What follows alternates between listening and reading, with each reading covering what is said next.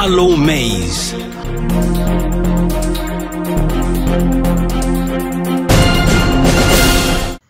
The House of Representatives Joint Committee, led by Honorable Ginger Owusibe, has launched an investigation into corruption allegations against the Economic and Financial Crimes Commission and the Nigerian Correctional Service. The allegation centers around claims that Bobrisky, whose real name is Okuneye Idris Olariwaju, received preferential treatment during his incarceration, including separate accommodations and a 15 million bribe demand from EFCC operatives for a soft landing. I welcome you all to this very significant investigative hearing on the allegations of corruption leveled against the Economic and Financial Crime Commission and the Nigerian Correctional Service by Mr. Idris O, a popular Nigerian cross-dresser also known as Bobrisky. It was reported that during his recent incarceration, Bobrisky was allegedly given separate accommodation outside the facility of the Nigerian Correctional Service due to financial inducements of some personnel of the Nigerian Correctional Service. It was also reported that some EFCC operatives demanded a sum of 15 million naira as bribe to give Bobrisky what is termed as soft landing in his case. Worthy of note is another financial inducement of an alleged 10 million naira to Falanas in their offer to Bobrisky to facilitate his release through the Minister of Justice using presidential pardon. Flowing from the above, it is very clear that these allegations of corruption are weighty controversies against two of the nation's key agencies. They are symbols of national unity, honor, and discipline.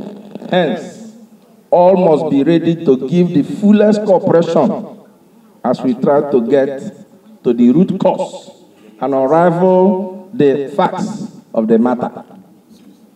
Fellow Nigerians, you may agree with me that this development is very dangerous to the image of our country and democracy among the Committee of Nations, which calls for careful investigation, diligent analysis, and sober reflection.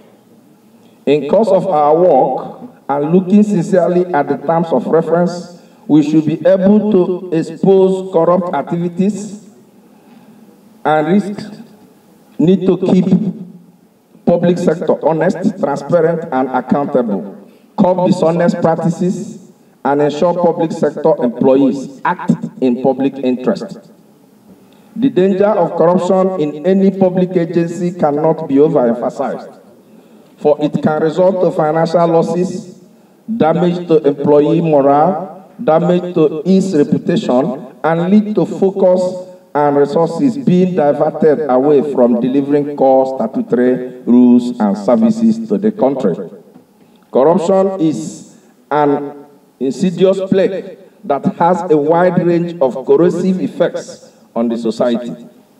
It undermines democracy and the rule of law and leads to violation of decent societal values.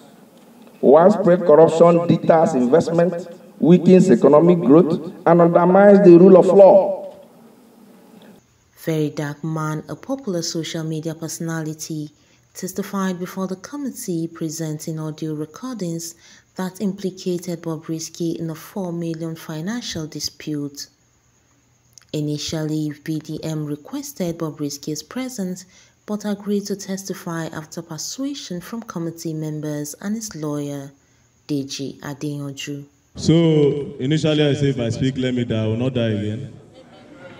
So, I will just go on to... Now, in the video I posted online, I explained everything. For the people that saw the video, it was well detailed and well explained. How I got hold of that recording is as a result of Bobrisky blackmailing somebody he owes money. So according to the story and according to the evidence, that's a proof of chats that was sent to me. The person borrowed Bobrisky 4 million naira when Bobrisky was in the EFCC detention, or rather, in the private apartment lodge. The person gave him the money on the, on the 19/6/2024. The person gave him the money, 4 million naira. It was transferred to this account number, 0496411279. Abiola Okuneye, and as you know, Bobrisky's name is Okuneye, so apparently, Kuda Bank. So apparently, it's his brother's account. So when it was time to get the money back, according to the story the guy told me and the evidence I saw, he told Bobrisky he wanted that money to complete his building in Lagos. So that was why I borrowed him the money. It was now time to pay. From the receipt I have here, he sent him a message. Bobrisky refused to respond. Sent him another one after like a few days. Bobrisky also refused to respond. When Bobrisky eventually responded, Bobrisky said, I'm going to give you the money in, I think, September. So September 1st, the guy reached out to Bobrisky again. Bobrisky refused. And the next thing that followed it was blackmail. He said,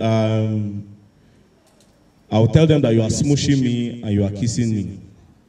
So the guy felt very, very somehow because felt like he was not going to get his money.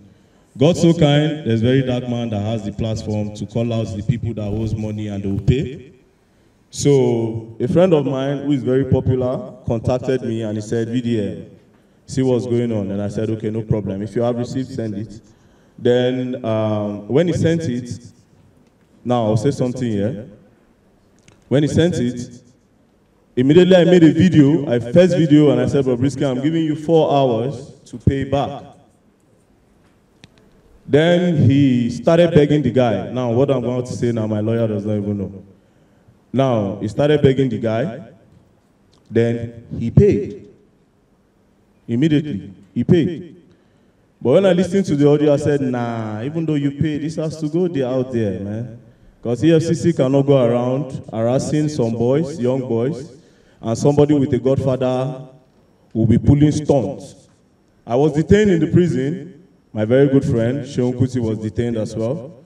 A lot of boys are inside the prison. Bobrisky is not any way better than them. So I didn't see any reason why I should keep the audio. I kept the receipt of his payment, which he paid that day. He paid that day. So immediately I got it, I just smiled. So he was actually guilty. But here's the thing, Bobrisky didn't know that this guy recorded everything. But because Bobrisky, obviously I have the platform, yeah? He understands how I roll. So he quickly paid, but I said, no, it has to go there. The Nigerian Correctional Service addressed rumor about Bobrisky's detention conditions, confirming his transfer to maximum security for security reasons. My name is Michael Benson Anogwa, Deputy Controller of Corrections and the officer in charge, Medium Security Custodial Facility in Kirikiri, Lagos. And I stand here to defend that Idris Okuneye Olarewaju was interred into the Nigerian Correctional Facility Medium Security Custodial Center in Lagos on the 12th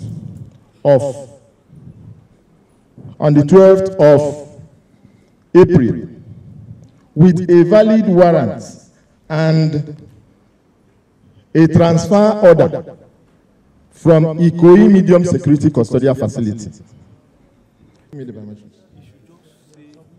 This is the biometrics picture of capturing of Idris Okuneye Olarewaju on admission on the 13th of April 2024 at Medium Security Custodial Center in Lagos.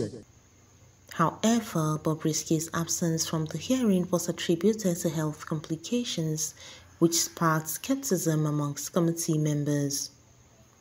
They requested medical documentation to verify the claim and also directed the individual who recorded the audio to appear at the next hearing for further clarity.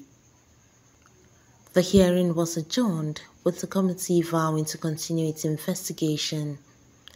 Honorable Onwusi stressed the committee's commitment to a thorough, unbiased investigation, emphasizing the need to uphold integrity, transparency, and accountability within these key national agencies. Harlow Mays, Parliamentary Advocacy and Journalism Redefined.